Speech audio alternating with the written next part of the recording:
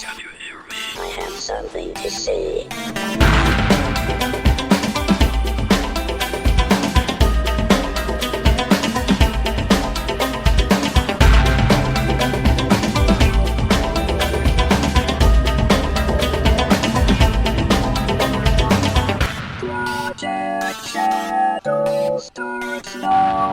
Hello everybody, how are you doing? My name is Charlie, I am a sci-fi fantasy writer, and that's what we're talking about today. It's Fiction Friday, and I debated for a long time whether I wanted to do this episode. I've kind of done versions of this episode before, but I not exactly like this. So I want to approach this topic, especially in light of a lot of this we've talked about this week. So what does it mean to write online? And this is an important question for someone like me to ask because I'm old. I'm 41 years old. I'm going to be 42. And for roughly half of my life, there was no real...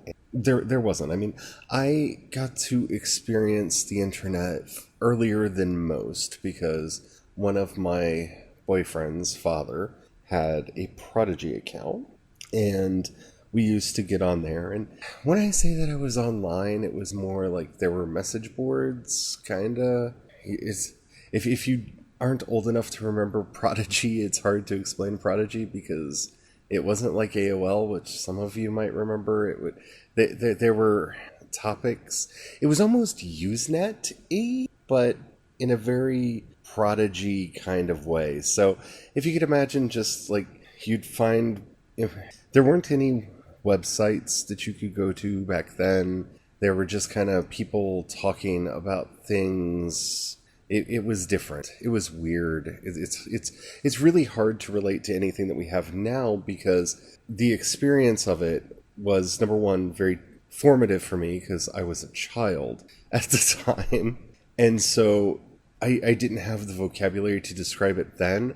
And my memories of it are very clouded by memories of things that, came about on the internet later. But, I had experienced the internet, when I was younger, but I really didn't get into the internet until the late 90s. It would have been about 96, 97, when I moved out of my parents' house. And as part of buying stuff for the new house, I bought a computer. I bought an IBM Aptiva for the house because I needed a computer. And for the first time, we had an internet account. And I'm not going to go through my history on the internet, but this was back in the glory days of GeoCities and Tripod. And everybody was building their own websites and kind of tinkering with it and playing with it and trying to see what it was. And the important thing to understand there is, yeah, I would have been, 20-something.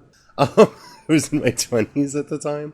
And so my experience of the internet was through primarily analogies to what had existed before. So when my friends and I started building our first websites, we were thinking about them in terms of the fanzines that we had grown up with in print, that we could now do these on internet. And I say it that way because you can't really call these blogs. These weren't even proto-blogs because the idea of blogging hadn't really circulated yet. I don't even know if anybody had ever had conceived of it yet by that point. But, we were playing around with these ideas and playing around with what this could mean and what it would be like. And we spent a lot of time devising how we could make artwork easily, because remember, you couldn't just take a picture and it appear on your computer because digital cameras really weren't a thing, and Photoshop was crazy expensive, so you're dealing with MS Paint. But we did it.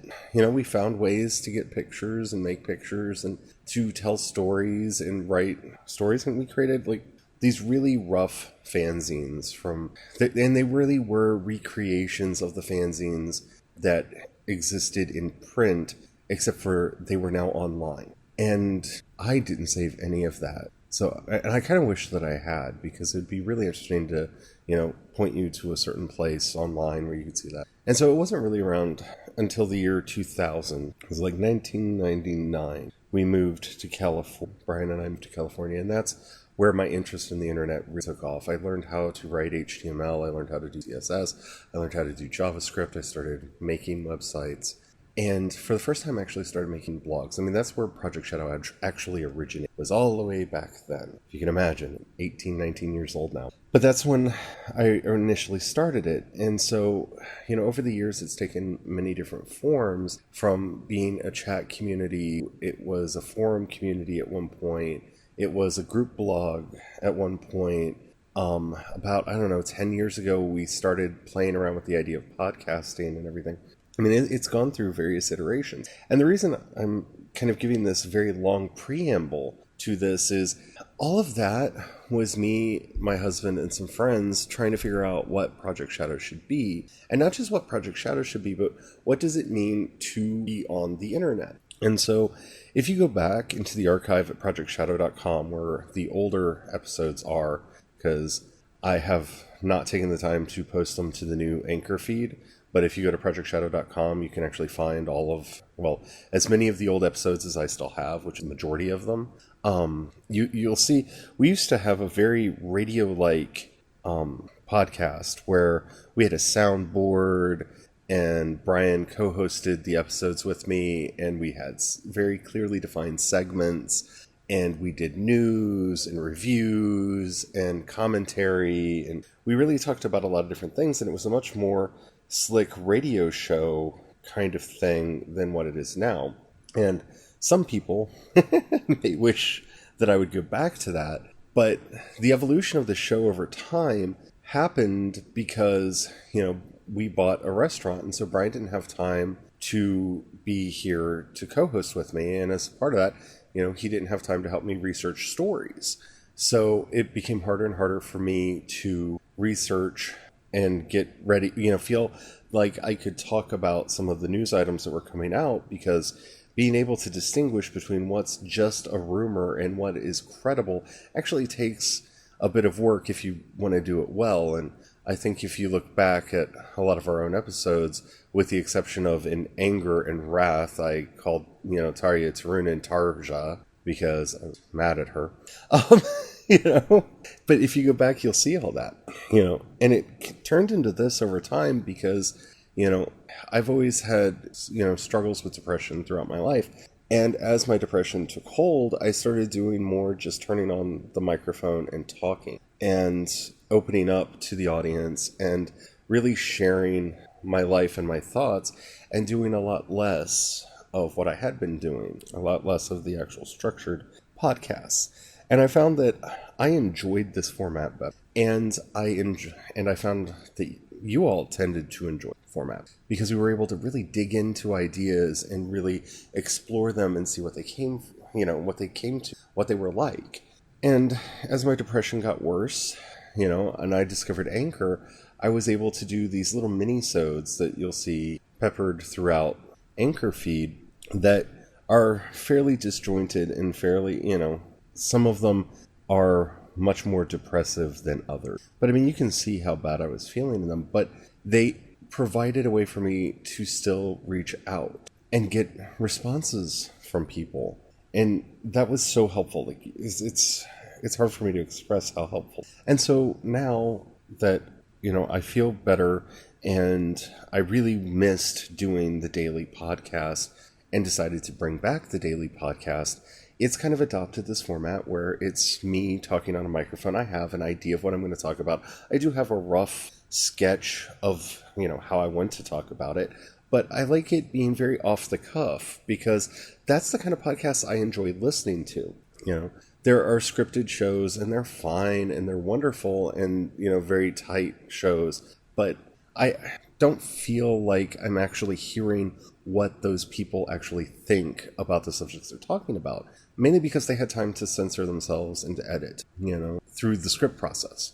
And so, I don't script what I do. Now, all of that said, why is that important for what we're doing now, what we're talking about today? What is it like to write online? See, through that iterative process over, 11 years, I finally discovered a way that I can do and that I enjoy doing podcasts, that I love doing podcasting. And based on the reaction that I've been getting to a lot of these episodes, you all seem to really be enjoying I hope. I've been getting a lot of positive feedback, and that's something that I'm very, very thankful for. So that's hard to do with online writing, especially for someone like me. Okay, that's why I wanted to give that preamble. I found a way to do podcasting because I was able to try and test things and felt comfortable with it. Because podcasting, what is a podcast? It's a new thing. I wasn't doing a radio show. I wasn't doing a YouTube. I know what a YouTube video looks like. I watch a lot of YouTube videos. I could make this show whatever I wanted it to be. And I don't feel that same freedom when it comes to writing online. And I want to, because I see a lot of the kids that grew up with the internet and who have never really known a time when you couldn't just post online. And they're very free about how they write and how they share their stories. And over the years, I've tried to do this, and I'm very bad at it. And I'm trying to get better. But I haven't allowed myself to have that iterative process. And honestly, I don't want to take another 10 years to figure out what it feels like for me to be able to write online. And yeah, in 10 years from now, sure, I'll have a better idea of how I want that process to go and what it should feel like and all of those things.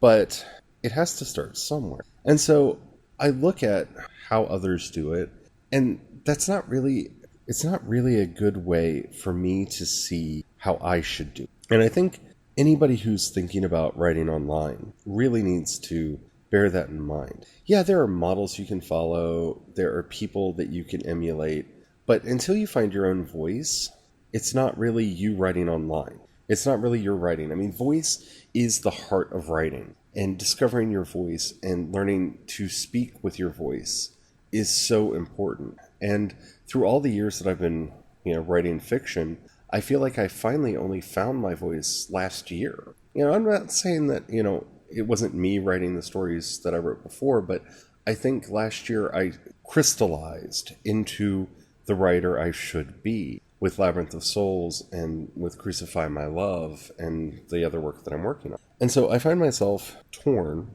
over how to share all this, because there's part of me that wants to get everybody involved in the process as early as possible. So I want to share drafts.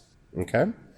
And a lot of people do that. And for me, especially nowadays, drafting a book is a lot more complex than it used to be, because I used to be a meticulous outliner, that I would know every beat of a scene. Not just every beat in the story, but every beat in a scene before I wrote it. I would know every beat of dialogue in the back and forth before I started writing. And I think that process was important for me to go through, because that's how I internalized those structures and how to, actually make a chapter, make a scene, make a book, right?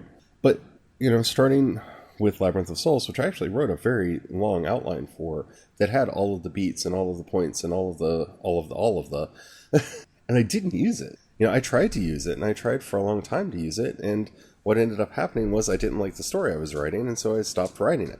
And that's not helpful. So, the way that book actually got written is I just, let go and let myself write, and the book told me what should happen, when it should happen, and when the book was over. And I liked those decisions. Now, things did change in the edit, and things were fixed in the edit. But as far as the actual writing goes, I had discovered this part of me that I thought I had lost. When I first started writing, back when I was in middle school and high school, and even in elementary school, I wrote whatever came into my mind, and I just wrote stories as they went. And that's, the first 4 books that I ever wrote were written that way, and they're trash. They're utter garbage. But they were me playing with imagery and story structure and character, and they were very important, and I'm very glad that I did them. But, I didn't actually start writing stories. Like, I didn't become a novelist until I hunkered down and started outlining, and outlining has been such an important part of my process. Now, an outline story is very helpful, especially in this world of I'm wanting to release more regularly and I'm wanting to share more often, because each chapter then is closer to the finished process than it would be otherwise. When I wrote Crucify My Love, I had some of the beats worked out. Like, I had an idea of how it would start. I really knew how it was going to end. Like, I knew the ending that the story was heading towards the whole time. How it got there, that was discovered along the way. And I personally enjoy that process because it makes the writing fun. And I really do feel like if I'm not enjoying writing the story, nobody's going to enjoy reading the story. And, the pain comes in the edit. But, in editing that story, which I've kind of started the process on, but I want to write all 3 books in that series before I get too serious about editing it. There are some ideas that get introduced, I think, too late in the story because they didn't occur to me until later in the story. So, the river wolves kind of abruptly appear out of nowhere. And if you've recently read Crucify My Love, then you're like, no, they don't. They appear rather early. Well, I've already done some edits on that story, kind of playing around with it, and I have gone back and reworked earlier chapters to introduce them earlier, but that's not how it was in the original draft. And I don't have a problem with how I released that because I wrote that story as part of NaNoWriMo last year, and I'm going to write Sanctify My Sins, book 2 in that series during NaNoWriMo this year. And so, it's kind of that proofing, right? I wrote this much today, here it is, and I love that experience. And I feel very selfish writing that way because these are raw, rough drafts. Especially the nano ones, I finish the draft, I write my word count for the day. It's usually late by the time I've hit my word count for the day because I'm not a fast writer, and I just post what I did that day. And I don't want to shortchange my readers, but what's really good about that is you get access to my earliest drafts. If you want to come along for the ride, you get to see it as it grows and develops and changes, and as it becomes the story that it wants to be. That's kind of magic, if you know what I'm saying. It really is. It's kind of magic. So how do we do this? How does one write online? What does it mean to write online? And this is what I've come down to. And it's the lesson I've taken from doing this podcast and why I shared the story of the podcast at the very beginning. Because it may not seem related, but for me it is. In learning to podcast over the years, I have learned to trust my audience. That, I'm not the most polished storyteller. I am not the most upbeat storyteller. I'm not the funniest storyteller on these podcasts. I'm not. I tell the stories as if somebody's in the room and I'm talking to you. I like that conversational tone. Many of you seem to like that as well. But I've learned to trust my audience. Someone out there likes what I do. More than someone, but you know what I'm saying. And I think that's where I need to be with my writing online, with my fiction writing online. That I need to just trust that people will understand that these are drafts, and as they get updated and as they get better, especially with something like Wattpad, not hitting that completed tag until all of the edits are done.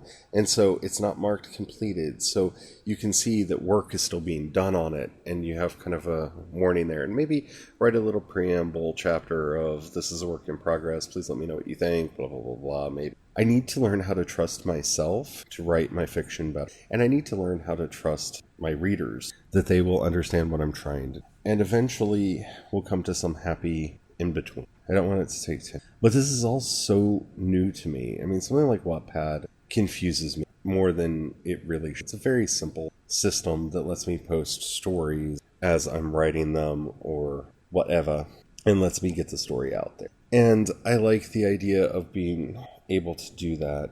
And there's part of me that kind of feels like I should hoard the stories until they're finished and then post the draft chapters, post the chapters as they're actually finished and edited, and not share until that point. But I think the rawness, the dirtiness, the vulnerability of saying, this is my initial sweep, we're going to make this better over time, what do you think? I don't know, it's something that I've come to really enjoy doing in the podcast, being that open and honest and frank about what I'm doing. And I think for me, doing that with the fiction is probably the best way for me to move forward. And yeah, it's showing my initial fiction warts and all, and that is scary because it's scary.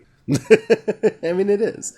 But over time, the stories will be improved, and they'll be improved with the audience. Letting other people be able to chime in, especially early in the process while the story is being written, that really allows for an intimacy with my readers that I want to have. if you can't tell, in some ways, I'm kind of trying to talk myself into doing this. I see other writers do it, and I envy them for the courage to be that raw and open with their audience. But see, I grew up in a day when if it wasn't perfect, you didn't share it. And that's hard for me to shake off. It really is. And maybe it's something I shouldn't shake off. But for who I am now, I really think, I just need to put it all out there. And as things develop and as things change, making that part of the process and bringing people in on that. I don't know. I'd love to know what you all think about this. I really would. Because if it is going to be something that makes you all go crazy, then it's something that shouldn't. So in the long and short of it, what do you guys? What does it mean to write online? This is one of those infuriating episodes where I don't have the answers.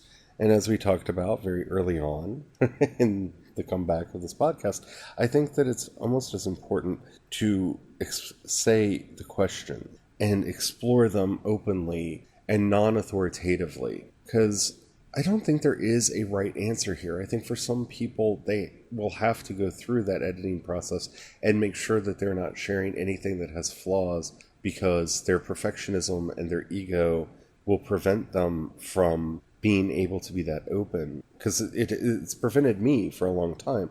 But I think to make my fiction everything that it can be, I need to just be open booked about it. I need to share it and make it our fiction as much as possible. I want these worlds to come to life, and they won't do that if nobody reads them. And they won't do that if it's just me dealing with the voices and images in my head, writing them down. It's in community that these stories will have life. And really, isn't that what everything about being online is about? I mean, this could be my captain's log, for goodness sakes. And if you actually look at some of the early episodes of the podcast, like the early episodes of the podcast, that's what this kind of was. It was just kind of, captain's log, start date, blah, blah, blah. Here's what I did today. But once I realized that there were people listening and commenting and sharing, and, it changed. Because I realized the podcast was a delayed conversation. It was me saying my thoughts and eventually hearing your thoughts and then me responding to those. And that's what the internet is, and that's why it can be such a wonderful, wonderful place. Strangers can become a community. And in the end, when you're doing world building and creating a fantasy world, a true secondary world, that's what you want. You want a community. You want it to be something that challenges other people and enthralls other people. Because if it only interests you, it's no good to anybody. I mean, really. Those are my thoughts. It's kind of a pensive episode, isn't it? Yeah. Like I said, I debated whether or not to do this, but I think it's the right thing to do is just kind of ask everybody. So let me know. If you download the Anchor app at anchor.fm, you can send into me a call, do a call in. They're limited to 1 minute. And if they're good, I'll use them on the show, which, as you've seen, I've done before for others. You can also hit me up on social media. You find links to all my social media on projectshadow.com.